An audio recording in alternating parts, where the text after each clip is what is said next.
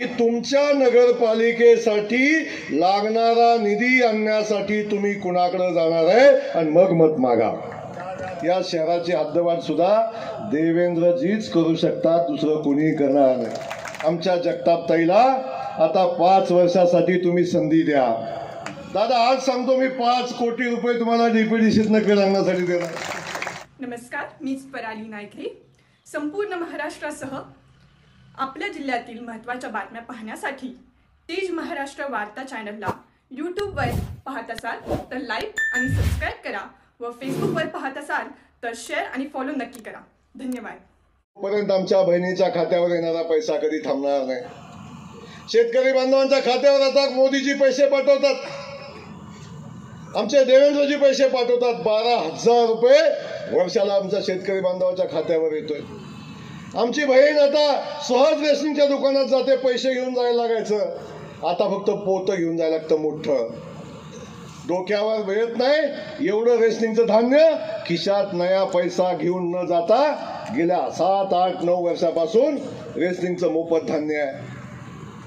सरपंचाचा सन्मान, सरपंचाचा काय मोकळीच सरपंच की 7-12 पाक ओझ्याने मेला, कधी सरपंचाचा सन्मान झाला नाही. आता सरपंचाचं मानधन चालू झालं. कोण विचारलं कोतवालाला आमच्या?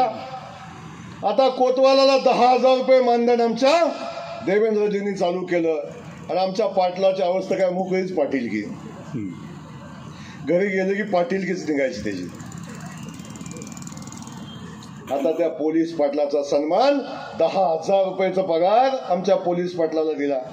ग्रामसेवक अगदी गावातल्या ग्रामसेवकाच्या ग्रामपंचायतीमध्ये काम करणाऱ्या कर्मचाऱ्याचा सन्मान, अंगणवाडी सेविकेचा सन्मान, आशा सेविकेचा सन्मान, या समाज घटकातल्या आमच्या कामगार मजुरांचा सन्मान, हे सगळं करण्याचं काम आमचं भारतीय जनता पक्षाचा मोदीजींच्या आणि देवेंद्रजींच्या सरकारनं केलं. कुणी आजपर्यंत कशाचा सन्मान केला या लोकांचा? या सगळ्या समाजातल्या सगळ्या लोकांना सन्मान करण्याचं काम भारतीय जनता पक्षाचं सरकार करते. म्हणून मी यांना सांगतो, एकदा तपासा आपल्याला. हे ईव्हीएम बाकीच्या सगळ्या भानगडी ह्याच्यात पडण्यापेक्षा एकदा माणसात जावा, लोकांच्यात जावा, लोकांची भूमिका समजून घ्या आणि लोकांच्यासाठी काम करा. तेव्हा तुमचं सरकार नक्की जनता तुमचा विचार करेल. पण जोपर्यंत असलं विरोधक आपल्या समोर आहेत ना, तोपर्यंत दादा चिंता करायचं काम नाही. आता राहुल गांधी सापडतच नाही, उद्धव साहेब निवडणूक आल्यापर्यंत बाहेर येतात, नाही तर ऑनलाईनच असतात. बाकी आपण सगळे बघितलंय काय चाललंय पुढं. त्यामुळे या सगळ्या परिस्थितीमध्ये गावातल्या माझ्या विरोधकांना सांगणं आहे की आता तुम्ही जरी मतं मागितली तरी उद्याच इथं सभा होईल, 2 दिवसात परवा. मला एवढं उत्तर द्या की तुमच्या नगरपालिकेसाठी लागणारा निधी आणण्यासाठी तुम्ही कुणाकडे जाणार आहे आणि मग मत मागा. कुणाकडे जाणार, कुणाकडे मागणार आणि कुठनं पैसे आणणार? पुन्हा तुम्हाला समाधान दादाकडेच यायला लागेल, अडचणच नाही दुसरीकडे. कारण सगळ्याचं समाधान करणारं एकमेव केंद्र समाधान दादा केंद्र. तेव्हा असे अनेक प्रश्न आपले सगळ्यात, हे सगळे प्रश्न जर आपल्याला सोडवायचे असतील, खास करून या शहराच्या हद्दवाढीचा विषय, समाधान दादा सातत्यानं या शहराची हद्दवाढ झाली पाहिजे ही भूमिका आपण घेतलेली आहे. आता देवेंद्रजी मुख्यमंत्री झालेले आहेत, या शहराची हद्दवाढ सुद्धा देवेंद्रजीच करू शकतात, दुसरं कोणी करणार नाही. तेव्हा माझी विनंती आहे, या शहराचा विकास करायचा असेल, या संत भूमीचा सन्मान करायचा असेल, या भूमीमध्ये संतसृष्टी उभी करायची असेल, या गावातल्या गटर पाण्यापासून सगळे प्रश्न सोडवायचे असतील तर आपल्याला भारतीय जनता पक्ष आणि महायुतीशिवाय पर्याय नाही. पण माझी विनंती आपल्याला आहे, आमच्या जगतापताईला आता 5 वर्षासाठी तुम्ही संधी द्या. नगराध्यक्षपदाची संधी आपण द्या. समाधान दादा आहे, दादा आम्ही तुमच्या पाठीशी उभा आहे. पालकमंत्री जोपर्यंत मी आहे तोपर्यंत दादाकडे आमचं खातं दादांच्याकडेच आहे. दादानी काय मागितलं असं आणि आम्ही दिलं नाही असा विषयच नाही. दादा आता क्रीडांगण सांगितलं, दादा आज सांगतो मी 5 कोटी रुपये तुम्हाला डीपीडीसीतनं क्रीडांगणासाठी देणार. बाजूला सांगितलं नाट्यगृह बांधलंय, आज खुर्चीच नाही.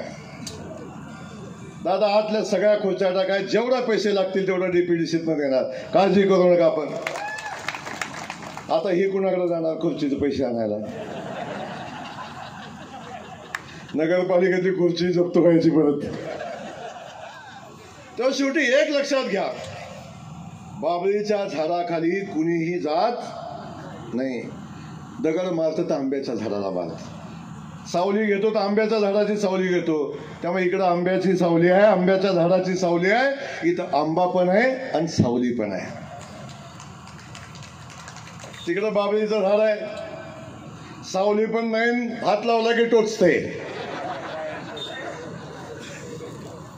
धड हात बी लावता येत नाही आणि धड सावली पण घेता येत नाही. अशा ठिकाणी जाऊन काही होणार नाही. आणि दादा विरोधक सुद्धा सांगताय, उद्धव ठाकरे सुद्धा खासगीत म्हणताय, शरद पवारजी बी खासगीत म्हणतायत. आता 15-20 वर्ष भारतीय जनता पक्ष हटत नाही. बिहारची निवडणूक झाली, काय बघितलंय? आणि बिहारच्या निवडणुकीनंतर महाराष्ट्राच्या नगरपालिकेचा निकाल लागला की दादा तुम्हाला सांगतो, राहिलेलं सगळं गडी सुद्धा आम्हाला भारतीय जनता पक्षात घेता का म्हणा येतील. पण आपलं स्टेज फुल आहे. एका दुसऱ्या